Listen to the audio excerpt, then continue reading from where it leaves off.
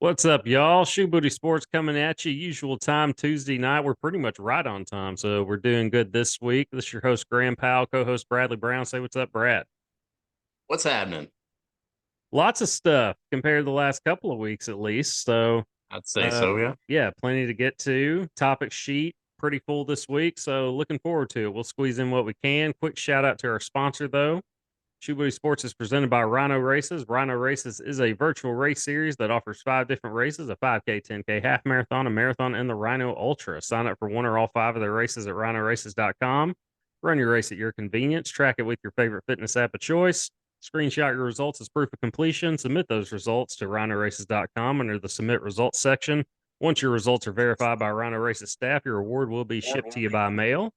Also, check out their gear section for t-shirts, wristbands, decals, and more. Again, that's rhinoraces.com. Rhino Races is the premier virtual running series. And you can find us, Shoebooty Sports, on Spotify, Apple, and Google Podcast, the Wisdom app. Subscribe to the YouTube channel and follow us on Twitter at Shoebooty Sports. Okay, so did you hear this about Bronny James being in stable condition out of the ICU? He was in the ICU after suffering cardiac arrest. I guess it was yesterday morning, Monday morning, at a USC workout. That is wild. Cardiac arrest at what, 18 years old he has to be? 18, yeah. I guess nobody knows why. You would think, considering who his dad is, and, you know, I assume having come up with the best nutrition you could have, amenities, etc., that you genetics, you're he being as good a health as you could be in. Yeah. But yeah, cardiac arrest, no joke, man. Scary thing if you're uh, a kid, a father, a mother, all the above. That's pretty wild. There's no sense in trying to, I guess, figure out what happened until we hear about it. But interesting thing, I heard nothing about it until I got on ESPN.com today. Of course, that was at the very top of the, I guess, the headlines for the stories. Bronny James out of ICU. I was like, what is he doing in ICU? You think like car wreck or something for somebody that age, Yeah. not cardiac arrest. But yeah, you've got that. Between that, I think a player had a similar issue at USC. Might have been a basketball player recently, and then you got the Damar Hamlin thing. This is wild, man. This stuff's got to stop. This isn't cool. Um, anyway, prayers to him. Shout out to him, his family. Wish the kid the best. I want to see him play. I don't expect to see his father out there on the court. That's just not fair to him. But I mean, LeBron is LeBron, one of a kind, right? But still, you want to see the kid play.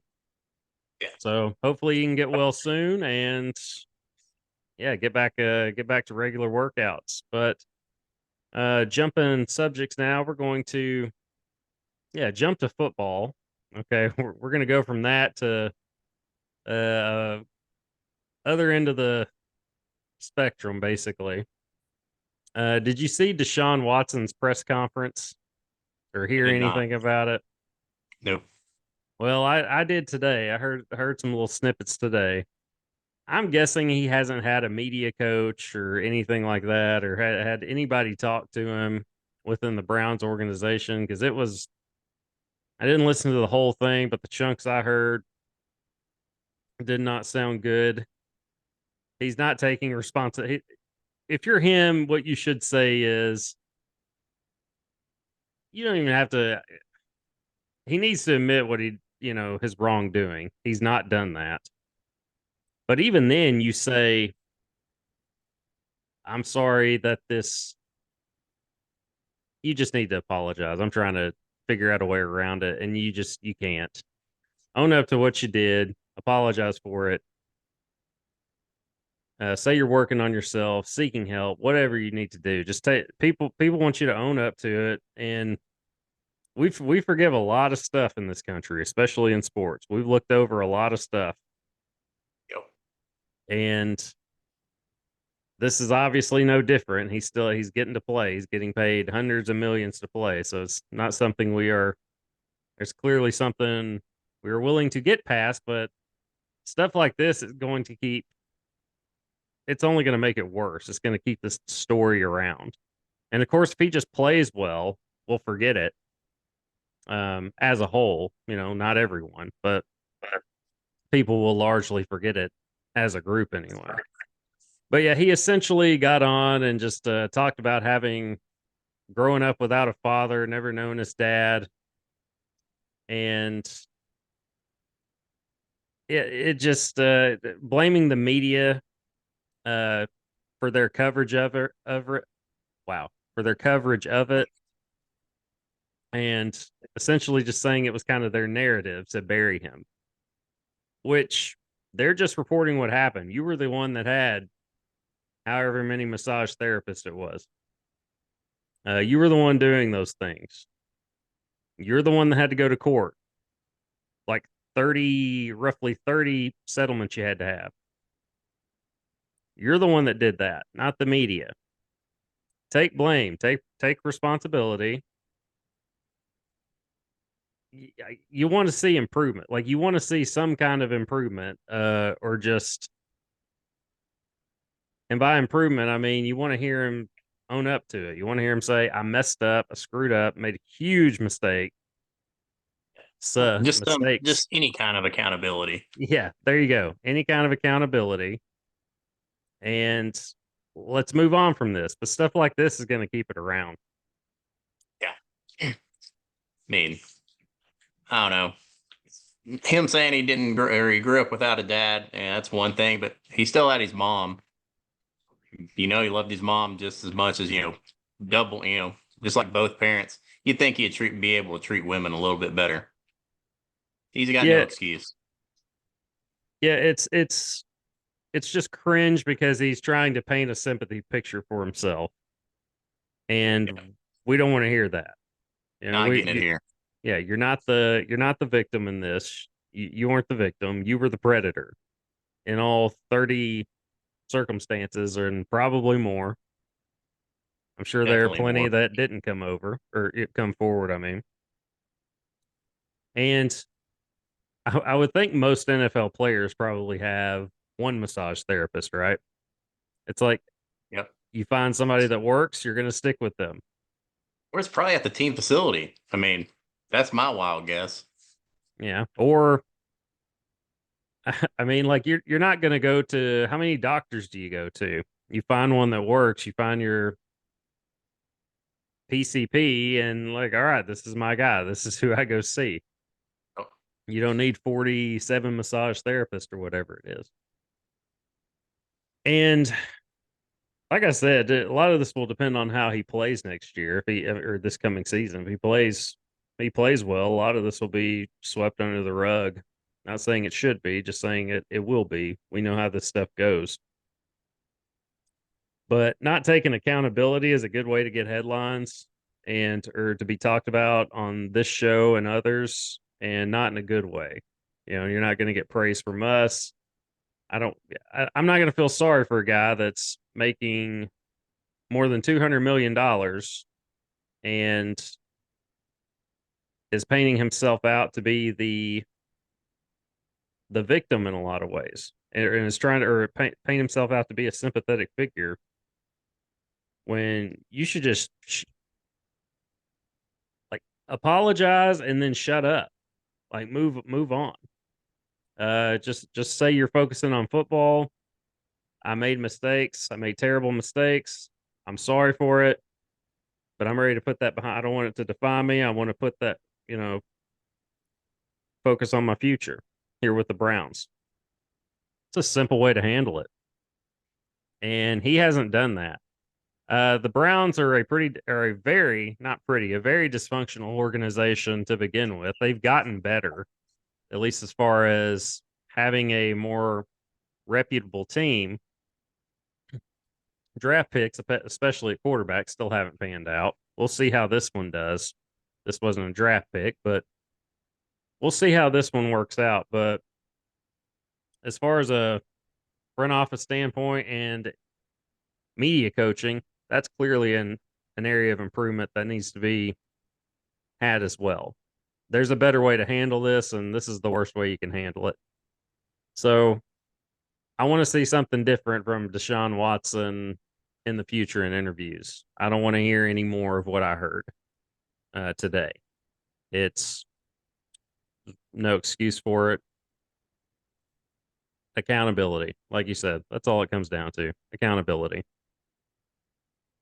Okay, we touched up a lot on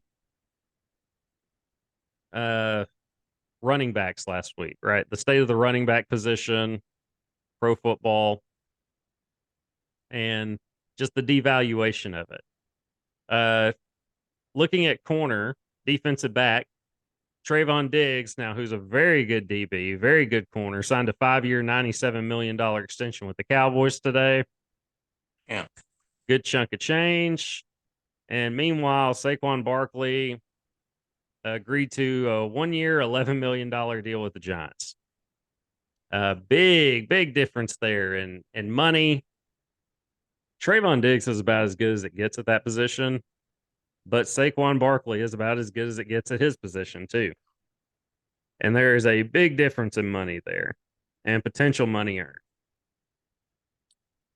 I guess the value of it is clearly different. That is the difference. In today's game, in today's NFL game, when you got to have guys that throw the football. I mean, when was the last time you had a Super Bowl champion with a mediocre quarterback?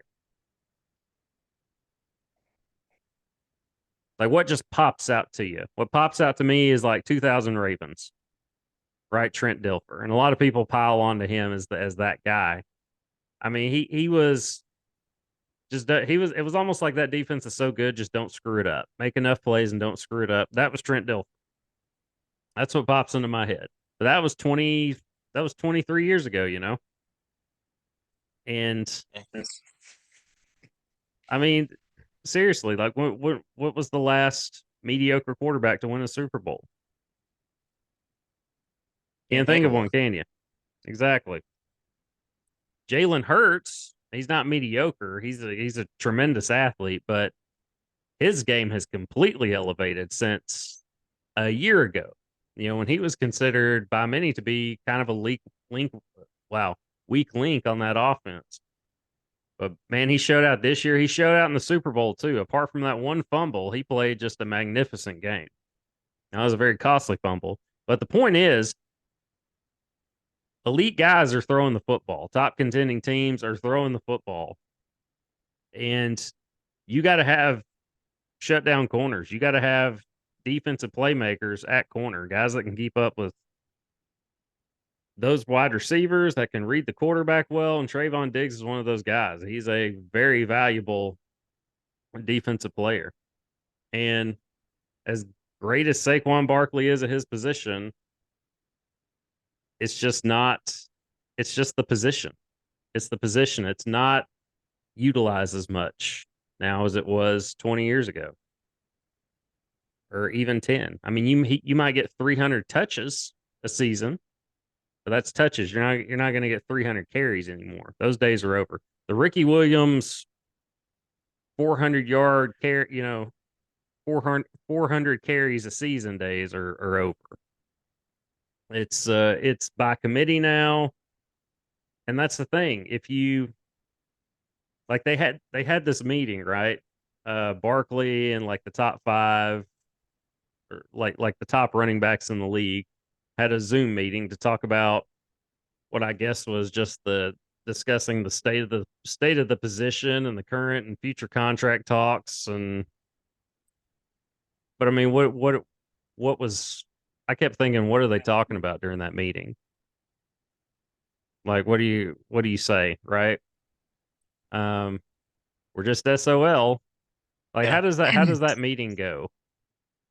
In layman's terms, I just figured it was probably just a gripe fest, to put it nicely. Just airing out their frustration to each other just because they know that's somebody that can relate to them. But But Yeah, it's like not what? going to change anything. Yeah, I was like, what can you really accomplish in that meeting? Like, what are we gonna do? Are we all gonna hold out? Then just somebody else will sign. Yeah. And I'm sure that they eventually came to that conclusion. Dalvin Cook is still on the market, so Mm. that's a Wild. very that's a very good running back. That Yep. okay, you're gonna hold out. All right, let's go sign Dalvin Cook for Yep. less money. And I won't say you're not missing a beat, but I mean that's a pretty good replacement. I just don't know what you think you're going to accomplish, like in a Zoom meeting like that. Nothing can be accomplished until I guess the next CBA, right? Collective bargaining agreement, Yeah. and that's in a couple of years, I think it is. I mean, this is what the players and that union agreed to. Essentially, this kind of pay structure, and I mean, you can say it's not fair, but it's what it is. I mean, I don't feel that bad for them. You're still getting $11 million for a year's worth of work. Now, for Saquon, that's compared to everyone else, compared to Danny Dimes and others, and what other quarterbacks are making. Of course, Saquon Barkley's underpaid, of course, but But then uh, again, you're comparing a running back to a quarterback. yeah, it's it's uh it's not fair, but it's what it is, and I just don't see how they fix this. And I went on record last week. I would never draft a running back in the first round, pretty under any circumstance, because there are so many available and there's more coming in every year. There's more coming in every year. Again, going back to what I said last week, Isaiah Pacheco, 7th round draft pick, starting running back on the Super Bowl team. Fits into what they do perfectly. You can find those guys, especially with this pass happy game now. You can get those slasher guys, the guys that can do guys that can kind of do it all. Not like, Saquon Barkley, but you can still get some B B plus running backs in the later rounds. And that's how I would handle it. And and the bad thing is, like, after a few seasons, once that first contract is up, a lot of those teams are going to say, all right, we got the best we're going to get out of you. We're going to go on somewhere else. We're going to look for another back coming out of the draft or wherever. And they're right, usually, right? Yeah. They're right. So uh I don't know. You cannot like it, but it's what it is. It's the truth. So I don't know what they're looking to accomplish out of that. I don't know of a way to fix it, or if it can be fixed, or even if it should be fixed, just based on the way that the game is now. Do you have any additional thoughts on it? Anything to add? No. I think they're barking up the wrong tree. Take what you can get and be happy with it. Yeah, I don't know if I don't know if you can be happy with it, or I don't know if you should be happy with it, but just bargain as best as you can. I mean, remember Chris Johnson, the guy that Oh had the yeah. 2,000-yard season? Yep. He held out for a significant amount of time, and then he got paid, right? Zeke Elliott held out and got paid. None of those guys lived up to the contract either. So I don't like Sean. Okay, Sean Alexander, mid 2000s, right? Had a just that remarkable couple of seasons and then got paid. It was like a $67 million deal, I remember. And then you just never heard from him again. So He was once they never get paid, it doesn't really work out afterwards. they never live. It's like the Moneyball concept. They never live up. You're paying what you when those guys get paid like that, and Jerry Jones has done this forever. He's paying guys for past work, not what he's Yep. gonna get. And that's not how you should do it. That's not how you're supposed to do it. But that's and teams have caught on to that. And they're not going to give these big contracts to what history has shown players at that position that aren't going to be able to replicate their previous year's work. And I don't blame them. I wouldn't do it if I was a GM either. So it's an interesting convo, but I don't see a way. I don't see a way to fix it, even in like the collective bargaining agreement. I don't see how you fix it.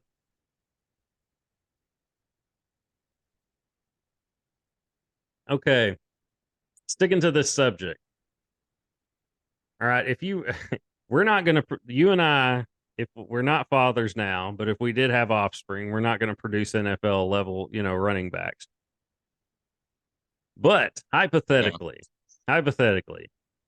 if you were a parent of a young running back that actually had potential to, maybe play at the collegiate level, get a scholarship, possibly go to the NFL, do you keep them at running back, or do you think about possibly switching positions just based on what they could possibly do? Because I'll give an example. High school, Jadeveon Clowney was a running back and defensive end. Obviously, made a name for himself at South Carolina as a defensive end, really on one hit, and made his money in the NFL. That's just an example. I mean, guys like Derrick Henry are just, they're freaks of nature. I mean, they're full on throwbacks. I don't know that we've seen a guy like Derrick Henry since, like Earl Campbell. Just big that can run like that and run you over in the process. So those are just one of a kind, and it's really pointless to compare the two. But if you're a parent of a running back that has potential to, play at the highest level, do you even think about switching positions, or do you keep them in Yes. that spot? No. Tell me Well, why. if it was my kid, I wouldn't even have him playing running back to begin with.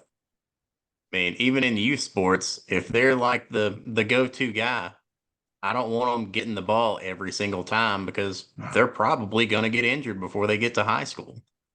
If not in high school, we've seen it firsthand happen with good talent, you know, with Floyd. But yeah, you think if you're a sizable guy and you're quick and you're shifty, you can make it as a DB or another position out there. You don't have to do running back.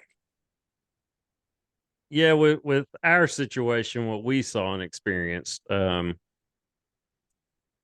yeah, it was that was a situation that was not the player's fault. That Nope. was that was coaching. Uh, Floyd McBride, fantastic, amazing high school running back that we had the pleasure Just of playing overall with. athlete. Yeah. Yeah, just strong, fast, could do crazy strong, like could do it all. And he was going on his fourth touchdown in a game that we were winning like 49 nothing, late in the fourth quarter, junior year. Had no business being out there. This was against a startup school, by the way. This was their first season. This team had a seventh grader playing defensive line. So of course we annihilated them and should have annihilated them. And it's one of those games that by halftime the starter should have been out. And for whatever reason, he was still in the game. I don't want to get into that because there were a lot of stupid decisions made throughout the season by that head coach, and that was the worst of them, by far. But that was, we've seen it like you said, but then again, man, what did we want to do when we were kids? Oh, dude. What position did Yeah. we want to play? Yeah. Have my Emmitt Smith jersey on, a couple times a week after school, playing backyard football. You wanted to be a running back, man. But Everybody yeah, wanted to be a running back. but that was the position we grew up in. But it's still a great position. There's still a lot of glory growing up and being the guy that gets to score the touchdowns. There And is. Yeah, I mean, just being that guy that gets to score the touchdowns. I mean, at the high school level, I mean, you're the king of the school if you're, the running back, oftentimes, because your quarterback usually isn't that good, unless they're on a if you're just a real top tier program or something like that. Yeah. Yeah, your quarterbacks usually, if you're at a public school, especially, it's oftentimes a mediocre quarterback. So you're going to rely heavily on the run game. In high school, I mean, the talent of your team is often dictated by the offensive line, but it's like that at every level. Mm-hmm. Like how good is the offensive line? Do you have a playmaker at running back? If you have those two things, you're probably going to win 10 games. You're probably going to win a conference championship, or at least you're going to compete. And there's a lot of glory in that. I mean, I wouldn't want to miss out on that because I want to go I want to go play, defensive end. They potentially get more money when there's a very low chance you're going to get to that level anyway. I would go to whatever could get you a scholarship, though. Yeah. Now, if you're a good running back, but recruiters are saying, hey, I mean, we like his speed and strength and body type, etc. I see him as an edge rusher or something. Like, okay. And then you can do that at the next level, sure. But I would want to play running back, I think, as long as I could. And I would even encourage my kid to do that as well. There's still glory in the position. Like, I get that argument of why switching them, but there's still glory in that position. But ultimately, do what could get you a scholarship too. You know, like, you can play running back and defensive end, and potentially go to college on a defensive end scholarship or on a scholarship to go play defensive end. Or if they're like, hey, we see you as a tight end, okay, just sticking on that side of the ball, they can still move you to that at the next level, at the collegiate level, and teach you how to run routes. It's not that difficult. Football, it ain't rocket surgery, It helps to be smart to play the game, but it's like that in anything. It helps if you're smarter. But they can teach you to run routes at the next level. So I wouldn't do it, but I thought it was an interesting thought. Okay, we do have other football news, but okay, quick touch up. Jaylen Brown of the Celtics, Jaylen Brown and the Celtics agreed to a record-breaking 5-year, $304 million extension today. Jaylen Brown, not Tatum, Jaylen Brown. And of course, this will be just the first record-breaking contract of many this year and the next couple of years, right? Because if Jaylen Brown's getting that, other guys are going to get more, obviously. What are your thoughts what do you think of when you hear that number? That's a lot of money. $304 million for 5 years for Jaylen Brown. What is that a year? Add that up real quick. What? 304 million over 5 years? Yeah. Yeah, 6 million or 60 million a year. And some change. It's like, yeah, it's for Jaylen Brown, man, that's wild. Yeah, 60.8 million a year. Wow. Jeez. That's for Jaylen Brown, who's a nice player, but it's not like you're signing prime LeBron, you know? Like we're taking Max to a whole new level at this point. It just makes you think what the other guys are going to get, right? Yep. Next time around. What's of course gosh, what's the guy's name from Minnesota? Is it Anthony Edwards? Like, of course, he just signed a rookie max deal. And that was for a lot of money. But what are these next up and coming guys going to get? Like, what's Jokic going to get the next time? Especially if he wins another championship. What's Giannis going to get? It's going to be what's Luca going to get? It's going to be wow, it's going to be through the roof, man. It's going to be interesting to see. But I mean, there's more money there at the NBA level too, because there's just not as many players. There's just not as many people to hand out the money to in the salary cap. So, and if the salary Not as many cap's players, more games. Longer season. So a lot of money. yeah. Anyway, just I figured the Celtics would want to make a deal. Would you sign Jaylen Brown for that number? I don't know about 304 million. I Maybe 250 over 5 years. That's still a lot of money. That's the thing. I guess it's whatever the market dictates. Um, I'm not a GM though, so yeah, I looking at that number, I would naturally say no. I'm not paying that. I'm not paying that for a number two. I think his agent probably got 30 million just off of that. Craziness. Yeah, that's wow. That's a high number. Again, not for a guy that's necessarily going to win you a championship. Like I don't see like Jaylen Brown's a good number two, but you almost need him as a number three to be able to overtake a Denver. But then again, with this new CBA that they're dealing with, the NBA, teams aren't going to be able to sign, like three max players anymore. So, but is Jaylen Brown that number two that you want to keep? I guess so. If you're going to Yeah, put out that kind of obviously, money, yeah. I guess so. Anyway, yeah, quick touch up on that real quick. All right. Brock Purdy cleared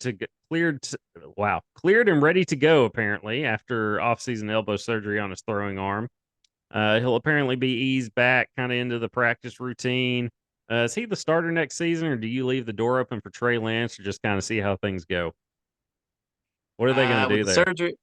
surgery, I just kind of see how things go, but I would expect to see him as a starter with the success that he had late last season. Yeah, I don't know that you mess with that. If it's me, I'm going to stick with Purdy unless he just can't go or he gives me a reason to go to Trey Lance. Going into it, I'm going with Brock Purdy because they weren't missing a beat when he was in there and healthy. So I'd like to see what he could do in year two and build off of that with a healthy arm. Okay, sticking to college, Northwestern just sports, right? Pat Fitzgerald, the football coach, got fired amid hazing allegations. They have an investigation there. Days later, the baseball coach, Jim Foster, fired days after that. You got football players skipping Big Ten media days right now. A former volleyball player is suing the school for hazing. What the hell's going on at Northwestern? This is a credible university. I mean, a top-notch university as far as academics go. I Like, don't know, man. what the heck is going on there? I guess they think everyone's in the one big fraternity over there. I'm not sure. I mean, it's weird. I walked by Northwestern. Uh, I mean, Northwestern. It's in the north side. On the north side of Chicago. Nice area. Walk through it, and it's got, just like I said, a great reputation as far as academics go. But the athletics, it's a little weird that you've got hazing, just this going on and at every sport. It's not just football, right? You think, okay, just football, this is one thing. No, apparently it's happening in baseball, volleyball. I'm not gonna pretend to know what's happening, but it's weird that it's coming from this school.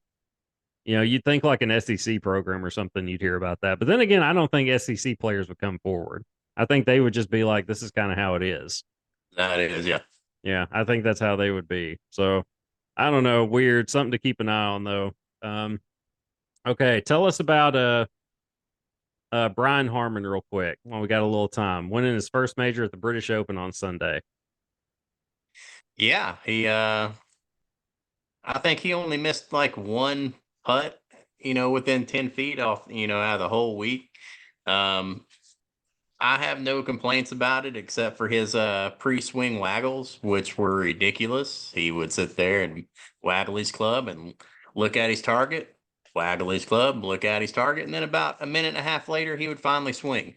Other than that, good on him. Is that an A actual lot of term, waggle? yeah, waggle. Okay, I know exactly what you're talking about. I just didn't know. I would have never thought of that word to describe it. Yeah, I think Um, somebody wasted their time and went and counted all of his pre-shot waggles, and it was like 3,000 and something. It was something stupid. wow, they had a lot of time on their hands. Yes, like I Yeah, said, wasted their time. very much so. But yeah, interesting. That's a statistic of the day. Okay. Did you see what the Saudi soccer league is offering Mbappe? Almost like $1 billion All right, so with they're offering a world record fee just to get him over there for $332 million. But the French champions have told the 24-year-old that he can enter into discussions with the Saudi Pro League club, who intend to propose a massive pay deal worth $776 million for 1 year. So, and that offer, even with that offer, Mbappe would still be able to join Real Madrid in 2024, which I guess that's already been agreed upon, with a reporting signing on fee of around 178 million. So yeah, but in 2 years' time, essentially Mbappe would be just under $1 billion. So yeah, look want into to talk about yeah, want to maybe talk about a sport with a lot of money. European football, dude. yeah, and I was gonna say, talking about switching your kids from running back to another position, maybe just switching to soccer. Not big over here, but overseas, yeah, it's apparently a big thing. Okay, all right, completely off topic here, and off all topic sports. Okay, Barbie and Oppenheimer open the weekend, or open it this weekend in theaters. Barbie essentially doubled what Oppenheimer did grossed over the weekend. Oppenheimer $82 million, Barbie $162 million opening weekend. Would you go see Barbie? No, Obviously not by yourself, but would you go with someone? no, unless it was on a date and she really wanted to go see it. But I would I probably, completely believe it because yeah. I went and seen Oppenheimer today, and there was just, dude, so many groups of girls wearing pink, just ready to go in and watch Barbie. I would think. Okay, Oppenheimer looks awesome. Okay, what would you rate it real quick?